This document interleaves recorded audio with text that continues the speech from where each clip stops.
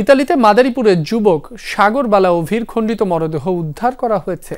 বুধবার নিহতের পরিবারকে এই তথ্য জানায় অভির মামাতো ভাই ও ইতালি প্রবাসী শুভ বালা ও ভাতিজা মিঠুন তালুকদার। নিহতের পরিবার জানায় 2 বছর ধরে ইতালির পিরুগিয়া শহরের স্পেলোটাতে এলাকায় বসবাস ও সেখানকার একটি রেস্টুরেন্টে কাজ করতেন অভি। হঠাৎ ইতালির আশ্রয় কেন্দ্র থেকে নিখোঁজ হন তিনি। নিখোঁজের কয়েকদিন পর মঙ্গলবার একটি কালো ব্যাগ থেকে তার মরদেহ উদ্ধার করে ইতালির পুলিশ বাহিনী।